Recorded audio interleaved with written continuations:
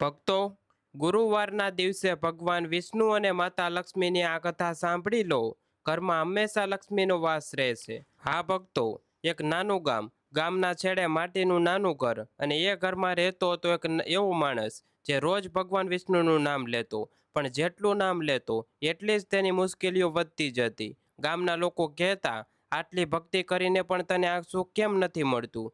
પણ કોઈને ખબર નહોતી કે આવતો ગુરુવાર આખા ગામનું નસીબ બદલી નાખશે. મારા વાલા ભક્તો, વાત બહુ જૂના સમયની છે.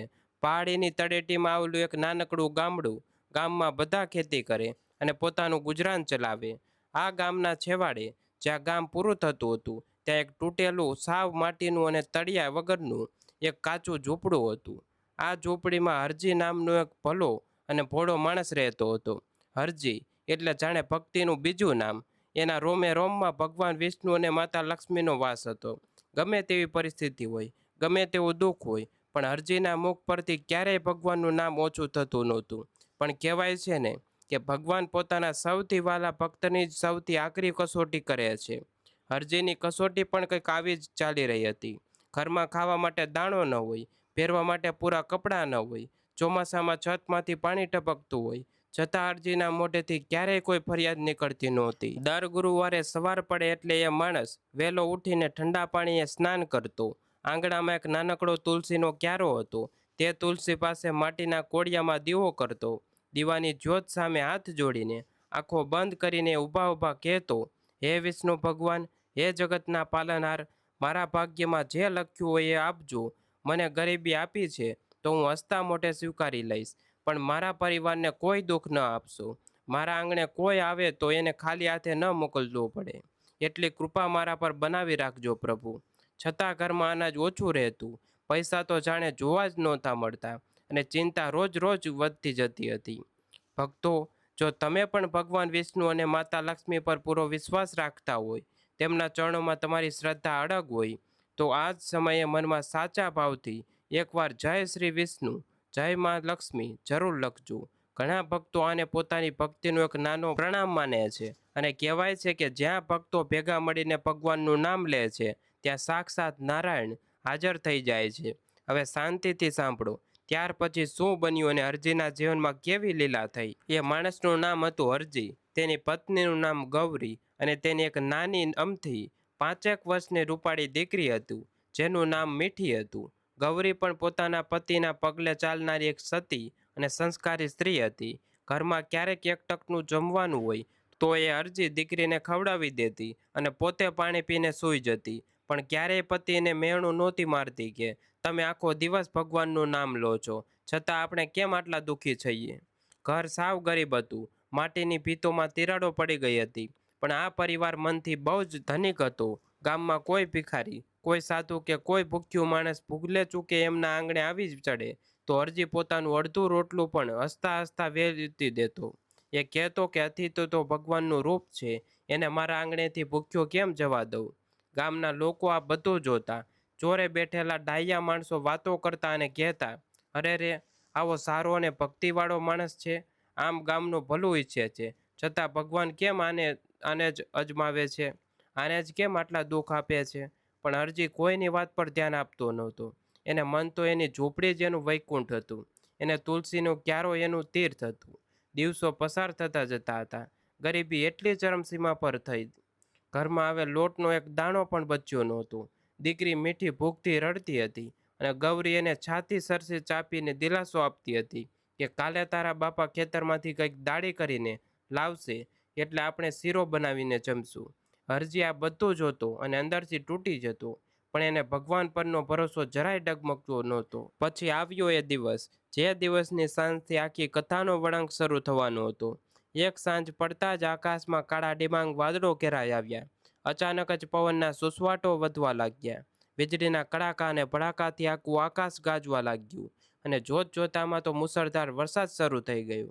એવો વરસાદ કે જાણે આજે આખું ગામ ડૂબી જવાનું છે. હરજી અને ગૌરી પોતાની નાની દીકરીને લઈને ઝૂંપડાના એવા ખૂણામાં બેઠા હતા જ્યાં છતમાંથી પાણી નહોતું ટપકતું. બહાર અંધારું ઘોર થઈ ગયું હતું. એવામાં અચાનક ઝૂંપડાના જૂના લાકડાના દરવાજા પર ટકોરા પડ્યા. ખટ ખટ ખટ. કોઈએ દરવાજો ખખડાવ્યો. આવા તોફાની વરસાદમાં આટલી રાત્રે કોણ આવ્યું હશે? હરજી તરત જ ઊભો થયો. ગૌરીએ ડરતા ડરતા કહ્યું, આટલી રાત્રે કોણ હશે? બહુ વરસાદ છે, સાચવીને દરવાજો ખોલજો. હરજીએ ધીમેથી દરવાજો ખોલ્યો. બહાર જોયું તો એક વૃદ્ધ યાત્રી ઊભા હતા. એમના કપડાં સાવ ભીંજાયેલા હતા. હાથમાં એક લાકડી હતી અને ચહેરો પર સફેદ દાઢી હતી. ઠંડીના કારણે વૃદ્ધ ધ્રુજી રહ્યા હતા. એમને જોઈને કોઈ પણ કહી શકે કે તેઓ બહુ લાંબી મુસાફરી કરીને આવ્યા છે. તેઓ થાકી ગયા છે. હરજીએ એક ક્ષણ પણ વિચાર્યું નહીં. એણે એ પણ ન વિચાર્યું કે મારા ઘરમાં તો ખાવાનું પણ નથી, હું આમને ક્યાં બેસાડીશ? એમણે તરત જ પોતાના બંને હાથ જોડીને કહ્યું, અરે બાપા, આવા મુસળધાર વરસાદમાં તમે બહાર ક્યાં ઊભા છો? અંદર આવી જાઓ. મારું ઘર ભલે નાનું છે, પણ મારો દિલ બહુ મોટું છે. અંદર આવો, વરસાદથી બચી જશો. વૃદ્ધ યાત્રી ધીમા પગલે ઝૂંપડીની અંદર આવ્યા. હરજીએ પોતાનો ફાટેલો પણ સૂકો ગોદડો પાથરી દીધો અને એમને બેસાડ્યા. ગૌરીએ તરત જ માટીના ચૂલા પર થોડા સૂકા લાકડા સળગાવ્યા, જેથી વૃદ્ધને થોડી હૂંફ મળે. વૃદ્ધ માણસ ચૂલા પાસે બેઠા. થોડી ગરમી મળી એટલે એમના જીવમાં જીવ આવ્યો. એમણે હરજી અને ગૌરી સામે જોયું. પછી ધીમા અને ગંભીર અવાજે કહ્યું, દીકરા, હું સવારનો ભૂખ્યો છું. રસ્તામાં વરસાદ ચાલુ થઈ ગયો એટલે ક્યાંય રોકાઈ ન શક્યો. શું તારા ઘરમાં થોડું ઘણું જમવાનું મળશે? ભગવાન તમારું ભલું કરશે. આ વાત સાંભળીને ગૌરી અને હરજી બંને એકબીજાની સામે જોવા લાગ્યા. ઘરમાં તો અનાજનો એક દાણો નહોતો. માત્ર એક રોટલો થાય એટલો બાજરીનો લોટ પડ્યો હતો, જે ગૌરીએ સવાર માટે દીકરી મીઠી માટે બચાવીને રાખ્યો હતો. પણ હરજી માટે અતિથિ એટલે સાક્ષાત નારાયણ. એમને ગૌરી સામે આંખોમાં ઇશારો કર્યો. ગૌરી પણ પોતાના પતિના મનની વાત સમજી ગઈ. એક સાચી પત્ની એ જ છે જે પોતાના પતિના ધર્મના માર્ગમાં એનો સાથ આપે. ગૌરીએ કોઈ પણ ખડખડાટ વગર એ બાજરીના લોટનો એક રોટલો ઘડી નાખ્યો. ચૂલા પર શેકીને થોડા લસણની ચટણી સાથે એ રોટલો વૃદ્ધ યાત્રીની સાથે થાળીમાં પીરસી દીધો. વૃદ્ધ યાત્રીએ બહુ જ પ્રેમથી અને સંતોષથી એ રોટલો જમ્યો. જમતી વખતે એમના ચહેરા પર એક અનોખું તેજ દેખાતું હતું, જે હરજી અને ગૌરીની સમજની બહાર હતું. જમ્યા પછી વૃદ્ધે પાણી પીધું, ઓડકાર ખાધો અને હસ્યા. એમણે હરજીની સામે બહુ જ ઊંડાણપૂર્વક જોયું અને બોલ્યા, બેટા હરજી, તારી ભક્તિ અને તારી ઉદારતા જોઈને હું બહુ પ્રસન્ન થયો છું. તારા ઘરમાં દીકરી ભૂખી છે એ જાણતા છતાં તે તારો એકમાત્ર રોટલો મને ખવડાવી દીધો. સાંભળ દીકરા, આવતો ગુરુવાર તારી જિંદગીનો છેલ્લો ગરીબ દિવસ હોઈ શકે છે, પણ હા, એક શરત છે. આ સાંભળીને હરજી ચોંકી ગયો. એને સમજાતું નહોતું કે આ વૃદ્ધ બાપા શું કહી રહ્યા છે. જિંદગીનો છેલ્લો ગરીબ દિવસ અને શરત? હરજીએ હાથ જોડીને નમ્રતાથી પૂછ્યું, બાપા, તમે શું કહી રહ્યા છો? એ મને કંઈ સમજાતું નથી. હું તો એક મામૂલી ખેત મજૂર છું અને મને શરત શું છે એ તો કહો. પણ વૃદ્ધે તરત જોઈ જવાબ ન આપ્યો. એમણે માત્ર આંખો બંધ કરી લીધી અને બોલ્યા, સમય આવ્યા બધું જ સમજાઈ જશે દીકરા. અત્યારે રાત બહુ વીતી ગઈ છે, મને થોડો આરામ કરવા દે. આરામ કરીને વૃદ્ધે ગોદડા પર સૂઈ ગયા. હરજીના મનમાં તો વિચારોનું વાવાઝોડું ચાલતું હતું. આખી રાત એ ઊંઘી ન શક્યો. એ બસ એ જ વિચારો કરી રહ્યો હતો, આ બાપા કોણ છે અને આવતા ગુરુવારે એવું તે શું થવાનું છે? સવાર થઈ, વરસાદ રોકાઈ ગયો હતો. પક્ષીઓનો કલરવ શરૂ થઈ ગયો હતો. સૂર્યનું પહેલું કિરણ ઝૂંપડાની તિરાડમાંથી અંદર આવ્યું. હરજીની આંખ ખોલી. એણે તરત જ ઉઠીને જ્યાં વૃદ્ધ સૂતા હતા ત્યાં જોયું તો એ ચોંકી ગયો. વૃદ્ધ ત્યાં કોઈ દેખાયા નહીં. એ ગોદડું સાવ ખાલી પડ્યું હતું. હરજીએ બહાર જઈને જોયું, આજુબાજુ નજર દોડાવી, પણ રસ્તા પર દૂર દૂર સુધી કોઈ દેખાતું નહોતું. રાત્રે આવેલો એ અજાણ્યો મહેમાન સવારે ક્યાં ગાયબ થઈ ગયો? હરજી પાછો ઘરમાં આવ્યો. એણે ગોદડા પાસે ધ્યાનથી જોયું. જ્યાં વૃદ્ધ સાધુ માથું રાખીને સૂતા હતા ત્યાં બરાબર વચ્ચે તુલસીનું એક નાનું લીલુંછમ પાન પડેલું હતું. હરજીએ ધ્રુજતા હાથે એ પાન હાથમાં લીધું. એ પાન સામાન્ય નહોતું. એમાંથી એક એવી દિવ્ય સુગંધ આવતી હતી જે આખા ઝૂંપડામાં ફેલાઈ ગઈ હતી, જાણે કોઈ મોટા મંદિરમાંથી આવતી ચંદન અને સુગંધિત ધૂપની મહેક હોય. હરજીના મનમાં વિચાર આવ્યો, આ સામાન્ય યાત્રી હતા કે ભગવાનની કોઈ લીલા હતી? શું ખરેખર મારા પ્રભુ મારી પરીક્ષા લેવા આવ્યા હતા? હરજીના રૂવાડા ઊભા થઈ ગયા. એને ખબર નહોતી કે એ પાનથી આખી કથાનું અને તેના જીવનનો સૌથી મોટો વળાંક શરૂ થવાનો હતો. હરજી તો તુલસીનું પાન હાથમાં લઈને લાંબા સમય સુધી જોતો જ રહ્યો. એના મનમાં અનેક પ્રશ્નો ઘૂમરાતા હતા. એને સમજાતું હતું કે રાત્રે આવેલા એ વૃદ્ધ કોઈ સામાન્ય ભિખારી કે મુસાફર નહોતા. એમની આંખોમાં રહેલી શાંતિ અને એમના અવાજમાં રહેલો રણકાર કંઈક અલગ જ હતો. આ કોણ હતા? આટલા મોટા તોફાનમાં સીધા મારા જ ઘરે કેમ આવ્યા હતા? અને કેમ કહીને ગયા કે આવતો ગુરુવાર મારી જિંદગી બદલી નાખશે? અને સૌથી મોટી વાત તો એમની શરત હતી. શું હતી એમણે મને કહી જ નહીં. હરજી વિચારમાં ડૂબેલો હતો. ગૌરી પણ ચોપચાપ આ બધું જોઈ રહી હતી. એમના મનમાં પણ શ્રદ્ધા અને ડર બંને હતા. પણ હરજીને એક વાતની પાક્કી ખબર હતી કે ભગવાન જે કંઈ પણ કરે છે એમાં કોઈને કોઈ કારણ જરૂર છુપાયેલું હોય છે. ભગવાન ક્યારેય પોતાના ભક્તને નિરાશ નથી કરતા. એ જ વખતે હરજીને પોતાના મનને મક્કમ કર્યું. એણે નક્કી કર્યું કે જીવનના સુખ મળે કે દુઃખ, ગરીબ રહે કે અમીર આવે, ભગવાનનું નામ ક્યારેય છોડવાનું નહીં. એણે ગૌરીને કહ્યું, ગૌરી, સાચી ભક્તિ એ નથી કે મુશ્કેલી આવે ત્યારે આપણે ભગવાનને યાદ કરીએ અને મંદિરે દોડી જઈએ. સાચી ભક્તિ તો એ છે કે મુશ્કેલીમાં પણ ભગવાન પર વિશ્વાસ રાખીએ અને ભલે દુઃખના પાર તૂટી પડે પણ એના પ્રત્યેનો પ્રેમ ઓછો ન થવા દઈએ. જેણે જન્મ આપ્યો છે એ જ જીવાડશે. ગૌરીએ પતિની વાતમાં સહમતિ દર્શાવતા માથું હલાવ્યું. હરજીએ દિવ્ય તુલસીનું પાન ભગવાન વિષ્ણુની નાનકડી છબી પાસે બહુ જ આદરથી મૂકી દીધું. બીજા દિવસે સવારે હરજી ગામના ચોરા પર ગયો. ગામડામાં તો તમને ખબર જ છે, કોઈ નવી વાત બને એટલે આખા ગામમાં વાયુ વેગે ફેલાઈ જાય. હરજીના ઘરે રાત્રે કોઈ આવ્યું હતું અને સવારે અદૃશ્ય થઈ ગયું. આ વાત પણ ગામમાં કેટલાક લોકો સુધી પહોંચી ગઈ હતી. ચોરા પર લીમડાના ઝાડ નીચે બધા લોકો ભેગા થયા હતા. કોઈ બીડી પીતું હતું તો કોઈ હુક્કો ગગડાવતું હતું. હરજીને આવતો જોઈને ગામના એક બે ઈર્ષાળુ માણસોએ મજાક ઉડાવતા શરૂ કરી. જેણે ટોણો મારતા કહ્યું, અરે જુઓ જુઓ, આપણા ગામના મોટા ભગત પધાર્યા. સાંભળ્યું છે કે હરજીને તો હવે રાત્રે સપના આવતા લાગ્યા છે. કોઈ બાવા સાધુ ઘરે આવે અને આ ભગત એને ભગવાન માની લે છે. બીજા એક માણસે જોરથી હસતા હસતા કહ્યું, અરે ભાઈ, ગરીબીમાં માણસને બધે ચમત્કાર જ દેખાય. ભૂખ્યા પેટે ઊંઘ આવે નહીં એટલે ભ્રમ થઈ જાય કે ઘરે ભગવાન આવ્યા હતા. જો ભગવાને જ આવવું હોય તો કોઈ મોટા જમીનદાર ઘરે ન જાય? આના કાચા ઝૂંપડામાં શું કામ આવે? આખી સભા ખડભડત હસી પડી. લોકોની આ વાતો સાંભળીને અરજીને થોડું દુઃખ તો થયું, પણ એ શાંત રહ્યું. એમણે થોડીક વળતો જવાબ ન આપ્યો. એણે કોઈની સામે પોતાની ભક્તિ સાબિત કરવી નહોતી. દુનિયા ભલે મજાક ઉડાવે પણ એને તો માત્ર ને માત્ર પોતાના પરમ પિતા પરમાત્મા પર પૂરેપૂરો વિશ્વાસ હતો. એણે મનમાં જ વિષ્ણુ ભગવાનનું સ્મરણ કર્યું. એને ત્યાંથી પોતાના ખેતર તરફ ચાલતો થયો. એ વિચારતો હતો કે લોકો ભલે ગમે તે કહે પણ મારા ઘરે આવેલો એ મહેમાન અને એમની એ વાતો જૂઠી નહોતી. બસ હવે એને આવતા ગુરુવારની રાહ હતી. દિવસો ધીમે ધીમે પસાર થવા લાગ્યા.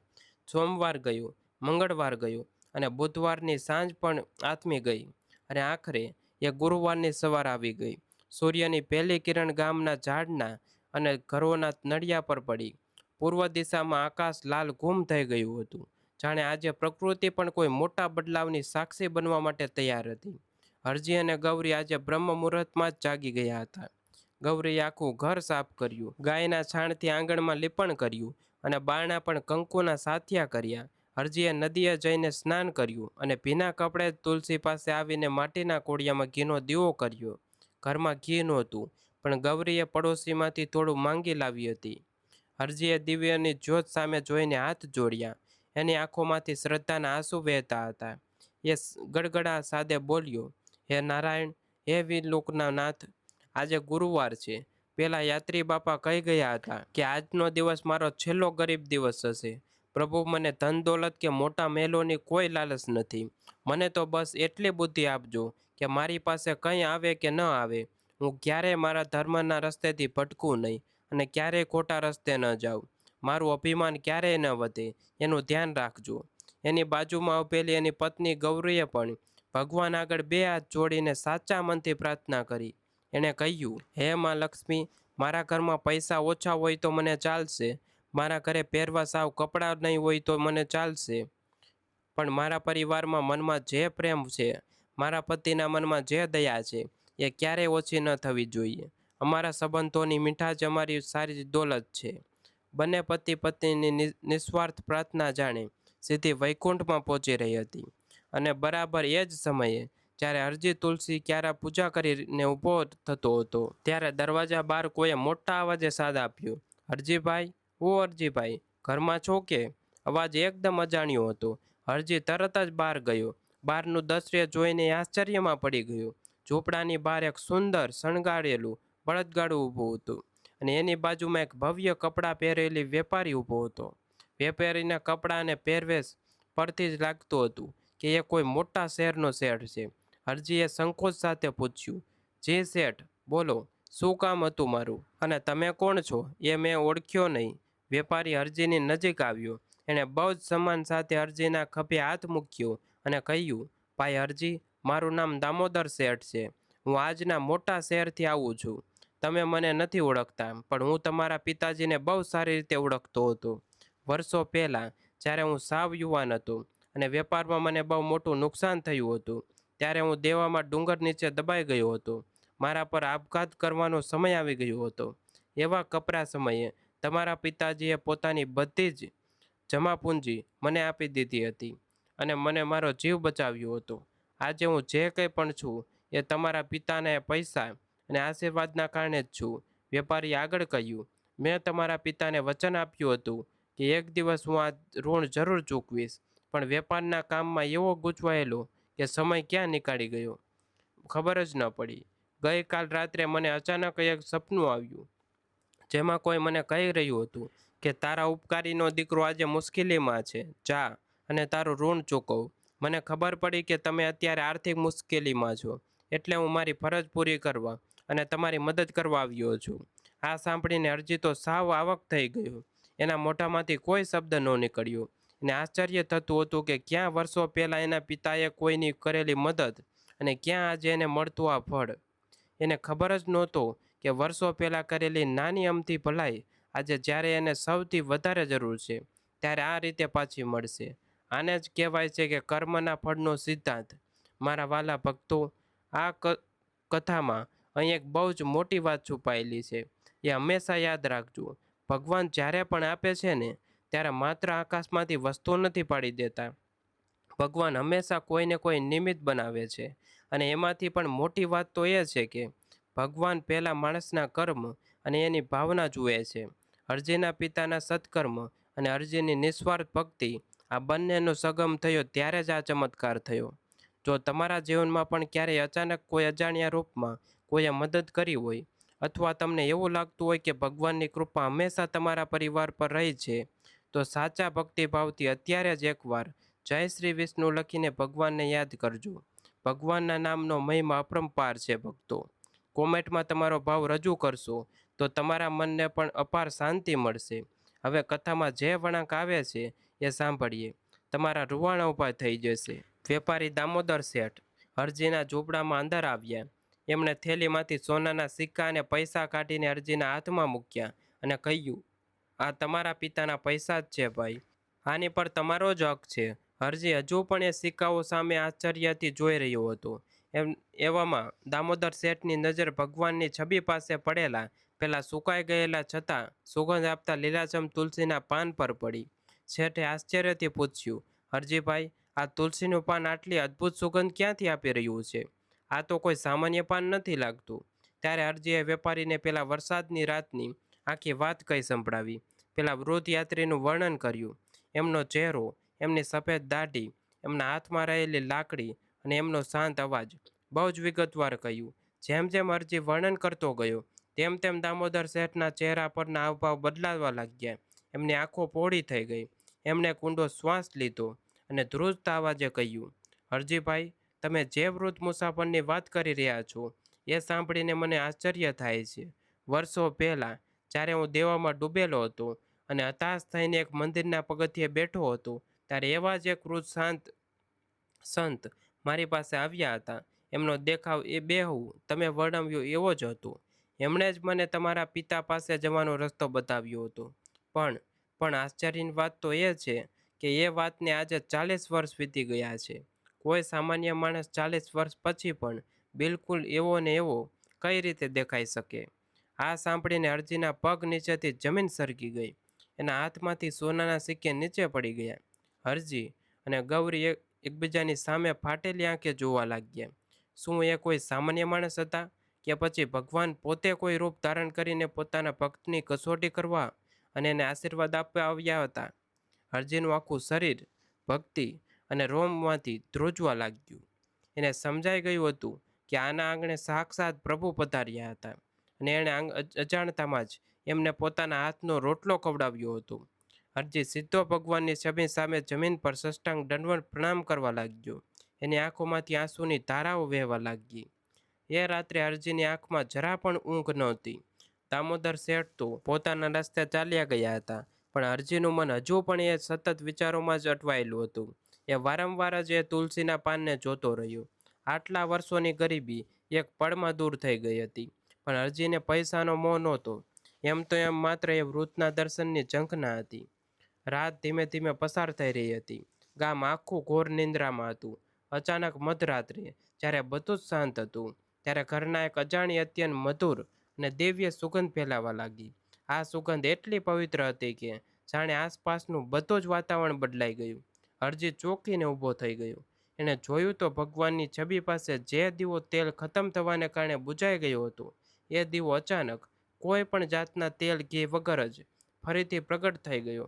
અને એ દીવાની જ્યોત સામાન્ય નહોતી.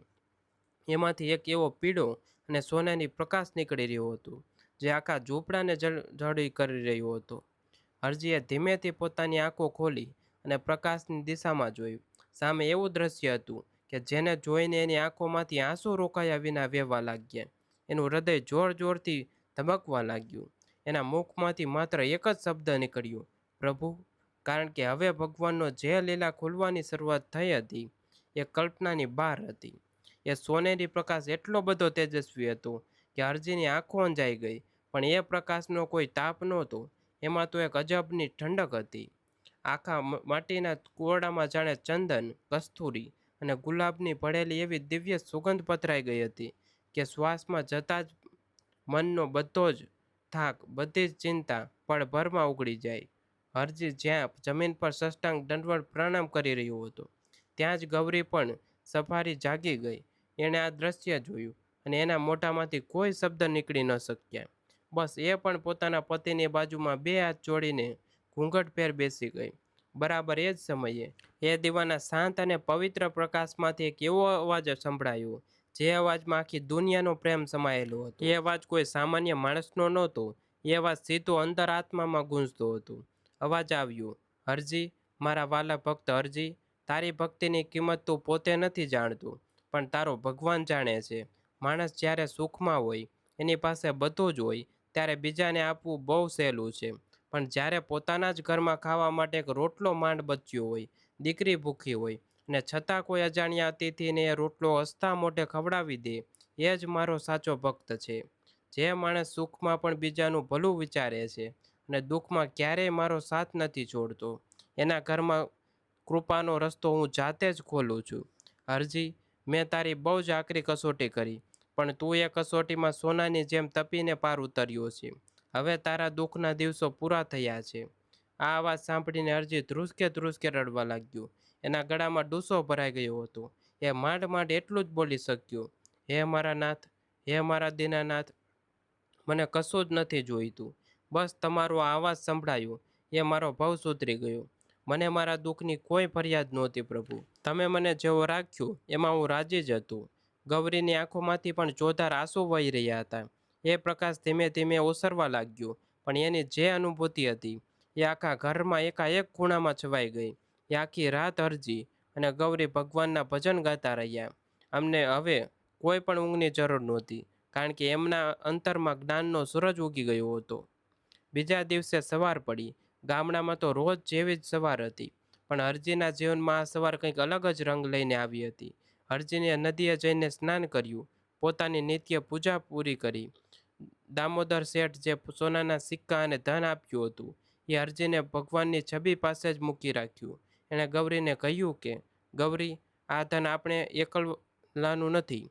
ભગવાને જો આટલું બધું આપ્યું છે, તો આમાં આખા ગામના ગરીબોમાં પણ હક છે.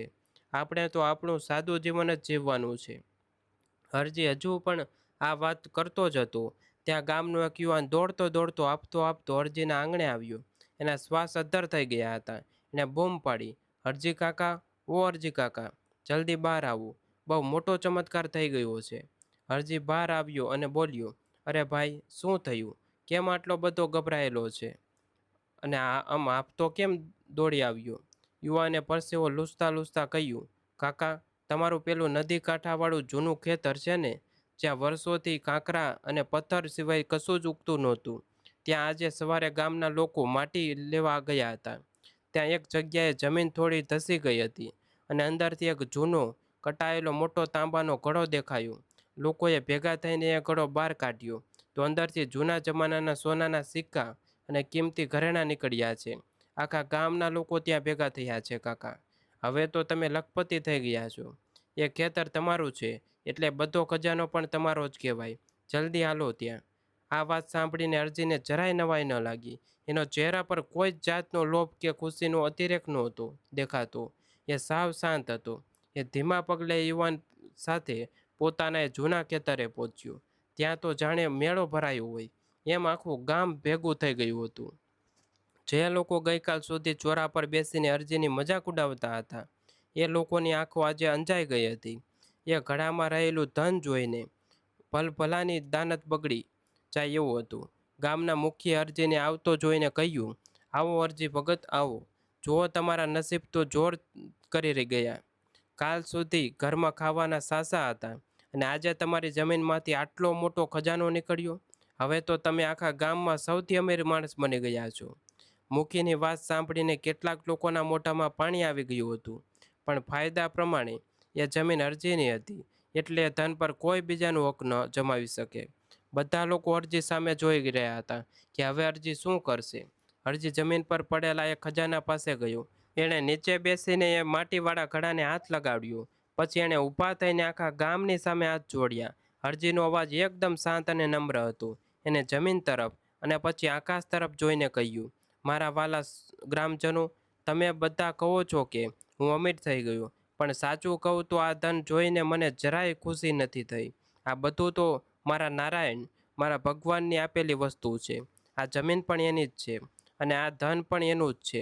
જો મેં મારા જીવનમાં પરસેવો પાડીને કમાણી કરી હોત તો એ મારો હક કહેવાય, પણ આ અંધાર્યું ધન મારું નથી. આમાંથી જો કોઈનો હક હશે તો પહેલાં એ ગરીબ અને જરૂરિયાતમંદનો મળશે. લોકો અરજીની આ વાત સાંભળીને આશ્ચર્યચકિત થઈ ગયા. એક માણસ જેણે વર્ષો સુધી કાળી મજૂરી કરી હતી, જેણે ગરીબીના એવા દિવસો જોયા હતા કે દીકરીને ભૂખી ખવડાવવી પડી હતી, આજે એની નજર સામે આટલો મોટો ખજાનો પડ્યો છે, છતાં એની આંખોમાં લાલચનું એક નાનકડું કિરણ પણ નથી દેખાતું. કેટલાક લોકો વિચારવા લાગ્યા કે આ માણસ મૂર્ખ છે કે પછી ખરેખર કોઈ પહોંચેલો સંત છે. મુખીએ કહ્યું, અરજી, તું ભાનમાં તો છે ને?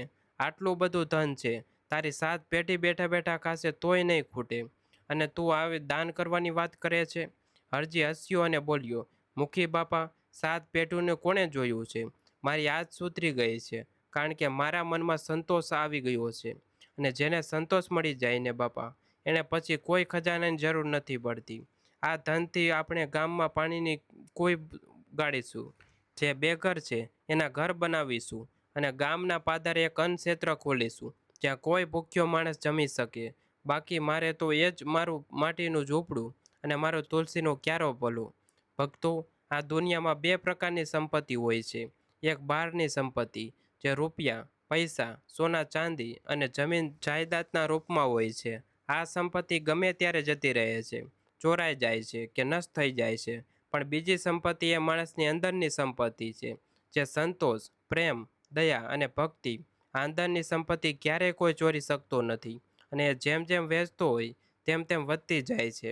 ભગવાનની કૃપા માત્ર પૈસાથી નથી આવતી. સાચી સંપત્તિ તો તમારા વિચારો અને સારો સ્વભાવ છે. જો તમે પણ અંતરથી એવું માનો છો કે ભગવાન માણસના સારા કર્મ અને એની દાનત જ જુએ છે, તો અત્યારે જ પૂરા ભક્તિભાવથી એકવાર જય શ્રી હરિ જરૂર લખજો. તમારું લખેલું આ નામ સીધું પ્રભુના દરબારમાં હાજરી પુરાવશે. ભગવાન સૌના ઘરમાં આવી જ સુખ અને શાંતિ, અને એવી પ્રાર્થના સાથે આપણે કથામાં આગળ વધીએ. ગામ લોકો તો અરજીની વાત સાંભળીને સ્તબ્ધ થઈ ગયા. એ દિવસ પછી ગામના ધીમે ધીમે બધું જ બદલવા લાગ્યું. અરજીએ પોતાના વચન પ્રમાણે એ ખજાનામાંથી ગામના ભલા માટે કામ શરૂ કરાવ્યા. ગામના ચોરે એક સુંદર કૂવો ખોદાવડ્યો. હવે દીકરીઓને પાણી ભરવા માટે નદી સુધી ન જવું પડે. એક મોટું ધર્મશાળા જેવું મકાન બંધાવ્યું, જ્યાં સાધુ સંતો અને ગરીબો માટે રોજ ભોજન બનતું. પણ આશ્ચર્યની વાત તો એ હતી કે અરજીના પોતાના ઘરમાં બહુ મોટો બદલાવ નહોતો આવ્યો. એણે પોતાનું કાચું ખોરડું પાક્કું જરૂર કરાવ્યું, છત પર નળિયા મુકાવ્યા જેથી ચોમાસામાં પાણી ન ટપકે, પણ કોઈ મોટો મહેલ ન બનાવ્યો. ગૌરી આજે પણ પોતાના હાથે જ ચૂલા પર રોટલાઓ કરતી, અને દીકરી મીઠી આજે પણ ગામના બીજા બાળકો સાથે ધૂળમાં જ રમતી હતી. થોડા દિવસોમાં અરજીના ઘરની આર્થિક સ્થિતિ તો બદલાઈ ગઈ હતી, પણ સૌથી મોટો બદલાવ ઘરમાં આવેલા પ્રેમ અને વાતાવરણમાં હતો. પહેલાં જે ઘરમાં રોજ આવતીકાલની ચિંતા રહેતી હતી, ત્યાં હવે હાસ્ય સંભળાવા લાગ્યું હતું. ગૌરી ક્યારેય ભજન ગાતી તો મીઠી એના તાલે નાચતી. એક સાથે અરજી અને ગૌરી પોતાના આંગણામાં બેઠા હતા. આકાશમાં ચાંદની ખીલેલી હતી. ગૌરીએ બહુ શાંતિથી અરજીના હાથ પર પોતાનો હાથ મૂક્યો. એણે કહ્યું, જુઓ, ભગવાનને આપણને માત્ર વસ્તુઓ અને પૈસા નથી આપ્યા. પૈસા તો આજે છે ને કાલે નથી, પણ ભગવાને સૌથી મોટી કૃપા તો એ કરી છે કે એમણે આપણું મન મજબૂત કર્યું છે. એમણે આપણને ગરીબીમાંથી બહાર કાઢ્યા છે, પણ આપણા મનમાં અભિમાન નથી આવવા દીધું. એનાથી મોટી માતા લક્ષ્મીની કૃપા બીજી શું હોઈ શકે? લોકો કહે છે કે ઘરમાં લક્ષ્મી આવી, પણ મને તો એવું લાગે છે કે આપણા ઘરમાં સાક્ષાત નારાયણનો વાસ થયો છે. અરજીએ હસીને હા પાડી. એને સમજાઈ ગયું હતું કે માતા લક્ષ્મીનો આશીર્વાદ માત્ર ધનના રૂપમાં નથી આવતો, પણ ઘરની શાંતિ, પતિ પત્ની વચ્ચેના પ્રેમ અને બાળકોના સારા સંસ્કારના રૂપમાં આવે છે. જ્યાં કલેશ હોય, જ્યાં કંકાસ હોય, ત્યાં ગમે તેટલા પૈસા હોય તો પણ માતા લક્ષ્મી ત્યાં ટકતા નથી. ગામમાં પણ હવે અરજી માટેના લોકોનો અભિપ્રાય સાવ બદલાઈ ગયો હતો. જે લોકો પહેલાં અરજીની પીઠ પાછળ મજાક ઉડાવતા હતા અને ગાડો બાંધતા હતા, એ જ લોકો હવે હાથ જોડીને એની પાસે સલાહ લેવા આવતા હતા. એક દિવસ ચોરા પર ભેગા થયેલા માણસોમાંથી એક જણ અરજી પાસે આવ્યો. આ એ જ માણસ હતો જેણે અરજીની સૌથી વધુ મજાક ઉડાવી હતી કે ગરીબીમાં ભ્રમ થાય છે. એ માણસની આંખોમાં આંસુ હતા. એણે અરજીના પગ પકડી લીધા અને રડતા રડતા બોલ્યો, અરજી ભગત, મને માફ કરી દેજો. મેં તમારા વિશે બહુ ખરાબ વાતો કરી હતી. મને એમ હતું કે આ દુનિયામાં માત્ર પૈસાથી જ માણસ મોટો થાય છે, પણ તમે મારી આંખો ખોલી નાખી. તમારી ભક્તિ સાચી નીકળી ભાઈ. મને પણ કહો કે તમારી આ ભક્તિનું રહસ્ય શું છે, અને એવું તે શું કરો છો કે ભગવાન તમારા પર આટલા બધા રાજી થઈ ગયા? અરજીએ તરત જ એ માણસને ખભા પકડીને ઊભો કર્યો અને પોતાની છાતી સરસો ચાપી દીધો અને હસીને બોલ્યો, અરે ભાઈ, આમ પગે ન પડો. આપણે તો બધા ભગવાનના બાળકો છીએ, અને તમે પૂછો છો કે રહસ્ય શું છે? રહસ્ય કંઈ જ નથી ભાઈ. ભગવાનને મેળવવા માટે કોઈ મોટું મંદિર બનાવવાની જરૂર નથી હોતી, પણ એક મોટું મન રાખવાની જરૂર હોય છે. જ્યારે તમે કોઈ દુઃખી માણસના આંસુ લૂછો છો, ત્યારે તમે સાક્ષાત ભગવાનની પૂજા કરો છો. જ્યારે તમે કોઈ ભૂખ્યાને તમારા ભાગનો રોટલો ખવડાવો છો, ત્યારે તમે સીધો થાળ ભગવાનને ધરો છો. બસ, મેં પણ એ જ કર્યું છે. મેં ક્યારેય ભગવાન પાસે મારી પોતાની ઈચ્છાઓ પૂરી કરવાની જીદ નથી કરી. મેં તો એમણે મારું સર્વસ્વ માની લીધું. જ્યારે માણસ પોતાનો અહંકાર છોડી દે છે ને ભાઈ, ત્યારે ભગવાન સામે ચાલીને એનો હાથ પકડી લે છે. આ વાત સાંભળીને એ માણસ અને ત્યાં ઊભેલા બીજા બધા લોકો ગડગડા થઈ ગયા. આખા ગામમાં જાણે એક નવી જાગૃતિ આવી. લોકો એકબીજાની મદદ કરવા લાગ્યા. ગામમાં કોઈ ભૂખ્યું નહોતું સૂતું. સમય સરકતો જતો હતો. ગામમાં સુખ શાંતિ સ્થળાઈ ગઈ હતી. પણ કથા હજુ પૂરી નથી થઈ. ભક્તો, એક મોટો રહસ્યમય વળાંક હજુ આવવાનો બાકી હતો. થોડા મહિનાઓ વીતી ગયા. ફરીથી એક ગુરુવારનો દિવસ આવ્યો. સવારનો જાહેર હતો. સૂરજનો કુમળો તડકો અરજીના આંગણામાં પથરાયેલો હતો. અરજી નિષ્કામ મુજબ સ્નાન કરીને પેલી એ જ જૂની તુલસી પાસે બેઠો હતો, જ્યાંથી આ આખી અદ્ભુત ઘટના શરૂ થઈ હતી. એ આંખો બંધ કરીને ભગવાનના ધ્યાનમાં લીન હતો. અચાનક એને આભાસ થયું કે કોઈ એની સામે આવીને ઊભું રહ્યું છે. એણે ધીમેથી આંખો ખોલી. સામે જોયું તો એના શ્વાસ ઘડીભર માટે રોકાઈ ગયા. સામે બીજું કોઈ નહીં, પણ એ જ વૃદ્ધ યાત્રી ઊભા હતા. એ જ સફેદ દાઢી, એ જ હાથમાં લાકડી, અને એ જ ભીંજાયેલા લાગતા કપડાં. જાણે સમય ત્યાં જ થંભી ગયો હોય. અરજી તરત જ સફાળો ઊભો થઈ ગયો. એના હાથ જોડાઈ ગયા. એનું આખું શરીર ભક્તિના પ્રવેશમાં ધ્રુજવા લાગ્યું. એની આંખોમાંથી શ્રાવણ અને ભાદરવો વહેવા લાગ્યા. એ માંડ ડગલા ભરીને વૃદ્ધ યાત્રીની સામે ગયો અને સાષ્ટાંગ દંડવત પ્રણામ કરવા લાગ્યો. એના મુખમાંથી શબ્દો નહોતા નીકળતા. એણે ઊભા થઈને રડતા રડતા પૂછ્યું, બાપા, તમે ફરીથી આવ્યા? હું તો આખો દિવસ તમારીથી જ વાટ જોતો હતો. તમે આખા જીવનમાં આવ્યા ત્યારથી મારું તો બધું જ બદલાઈ ગયું છે. બાપા, તમે કોણ છો? તમારી સાચી ઓળખ શું છે? આજે તો તમારે મને કહેવું જ પડશે કે તમે કોણ છો. અને એ રાત્રે મને તમે શરતની વાત કરી હતી. એ શરત શું હતી? વૃદ્ધ યાત્રીનો ચહેરા પર એક અત્યંત મોહક અને દિવ્ય સ્મિત રમતું હતું. એ સ્મિતમાં જાણે ત્રણેય લોકનું તેજ છુપાયેલું હતું. એમણે અરજીના ખભે હાથ મૂક્યું. એમનો સ્પર્શ થતાં જ અરજીના શરીરમાંથી જાણે વીજળી પસાર થઈ ગઈ. વૃદ્ધે બધું જ મધુર અને ગંભીર અવાજે કહ્યું, અરજી, દીકરા, હું કોઈ ચમત્કાર કરવા તારા ઘરે નહોતો આવ્યો. આ દુનિયામાં જે કંઈ પણ થાય છે એ માણસના પોતાના કર્મોના હિસાબે જ થાય છે. હું તો માત્ર તારી ભક્તિની અને તારી ધીરજની પરીક્ષા જોવા આવ્યો હતો. જ્યારે તારી પાસે કશું જ નહોતું, ખાવા માટે અન્ન નહોતું, ત્યારે પણ તું બીજાને આપતો હતો. તારા મનમાં ક્યારેય એવો ભાવ ન આવ્યો કે પહેલાં હું મારું ઘર ભરું અને પછી બીજાનું વિચારું. એટલે જ ભગવાનની કૃપાનો રસ્તો સીધો તારા પર સુધી પહોંચ્યો. તે મને પૂછ્યું કે હું કોણ છું. એમ કહીને વૃદ્ધે પોતાની આંખો બંધ કરી અને જોત જોતામાં જ એ જગ્યાએ એક એવો ચમત્કાર થયો જેનું વર્ણન શબ્દોમાં કરવું અશક્ય છે. એ વૃદ્ધ યાત્રીનું શરીર ધીમે ધીમે તેજસ્વી થવા લાગ્યું. એમનો સામાન્ય પોશાક અદૃશ્ય થઈ ગયો અને ત્યાં પિતાંબર વસ્ત્રો ધારણ કરેલા, ગળામાં વૈજયંતી માળા પહેરેલા, માથે મોરપીંછનો મુંગટ અને ચાર હાથમાં શંખ, ચક્ર, ગદા અને પદ્મ ધારણ કરેલા સાક્ષાત ભગવાન શ્રી હરિ વિષ્ણુ પ્રગટ થયા. એમની સાથે કમળ પર બિરાજમાન ધન અને ધાન્યની દેવી સાક્ષાત માતા લક્ષ્મી પણ ઊભા હતા. આખું આંગણું એમના દિવ્ય પ્રકાશથી ઝળહળી ઉઠ્યું. વાતાવરણમાં શંખનો નાદ સંભળાવા લાગ્યો. હરજી તો આ દ્રશ્ય જોઈને જમીન પર જ ઢળી પડ્યો. એણે પોતાના બંને હાથ ભગવાનના ચરણોમાં મૂકી દીધા. એણે વિશ્વાસ નહોતો થતો કે પ્રભુનું એ આખી જિંદગી નામ લેતો હતો. એ પ્રભુ આજે એના સામાન્ય માટીના આંગણામાં સાક્ષાત દર્શન આપી રહ્યા છે. ભગવાન વિષ્ણુએ હરજીને પોતાના હાથોથી ઊભો કર્યો અને કહ્યું, હરજી, તે જે અતિથિને તારા ઘરનો છેલ્લો રોટલો ખવડાવ્યો હતો એ અતિથિ હું જ હતો. તે જે પ્રેમથી અને નિસ્વાર્થ ભાવથી મારી સેવા કરી એનાથી હું અને લક્ષ્મી બંને અત્યંત પ્રસન્ન છીએ. લોકો એવું માને છે કે માતા લક્ષ્મીનો વાસ માત્ર સોના, ચાંદી કે મોટા મહેલોમાં જ થાય છે, પણ એ સાચું નથી. જ્યાં સત્ય હોય, જ્યાં દયા હોય, જ્યાં ગરીબી અને પ્રેમ હોય અને જ્યાં સંતોષ હોય, ત્યાં માતા લક્ષ્મીની કૃપા પહેલેથી જ હોય છે. તારું ઘર ગરીબ જરૂર હતું, પણ તારું મન ક્યારેય દરિદ્ર નહોતું. મેં પૂછ્યું હતું કે મારી શરત શું હતી. મારી શરત એ જ હતી કે ધન આવ્યા પછી પણ જો તું આવો જ પવિત્ર અને નમ્ર રહીશ તો જ હું તને દર્શન આપીશ. અને એ સાબિત કરી દીધું કે તારા ધનનો ઉપયોગ આખા ગામના ભલા માટે કર્યો. તે કોઈ દિવસ અભિમાન ન કર્યું. માતા લક્ષ્મીએ પણ હરજી અને ત્યાં દોડી આવેલી ગૌરીને આશીર્વાદ આપતા કહ્યું, તમે બંને પત્ની પત્નીએ સમાજને સાચો રસ્તો બતાવ્યો છે. ભક્તિ માત્ર મંદિરમાં જઈને ઘંટ વગાડવામાં નથી, પણ કોઈને આંસુ લૂછવામાં છે. આજથી તમારા ઘરમાં અને આખા ગામમાં ક્યારેય કોઈ વસ્તુની કમી નહીં રહે. પણ યાદ રાખજો, સંપત્તિ એ જ સાચી છે જે સત્કાર્યમાં વપરાય. હરજી અને ગૌરીના આંસુ રોકાવાનું નામ નહોતા લેતા. એમણે સમજાઈ ગયું હતું કે વર્ષોની ગરીબી અને મુશ્કેલી એ કોઈ સજા નહોતી.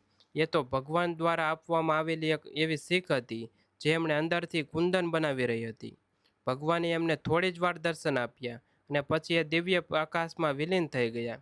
પણ એમના ગયા પછી પણ એ આંગણામાં એ દિવ્ય સુગંધ અને શાંતિ કાયમ માટે રહી ગયા. ભક્તો, આ કથા આપણને બહુ મોટી શીખ આપે છે. જીવનમાં ક્યારેય મુશ્કેલી આવે, પૈસાની તંગી આવે, રોગ આવે કે કોઈ દુઃખ પડે, ત્યારે ક્યારેય એવું ન માનવું કે ભગવાન આપણાથી દૂર થઈ ગયા છે. એ આપણી સાથે અન્યાય કરી રહ્યા છે. ઘણીવાર ભગવાન આપણને અંદરથી મજબૂત બનાવવા માટે, આપણી સહનશક્તિ વધારવા માટે આપણી પરીક્ષા લેતા હોય છે. સોનું જેટલું આગમાં તપે એટલું જ વધારે ચમકે છે. આપણું જીવન પણ એવું જ છે.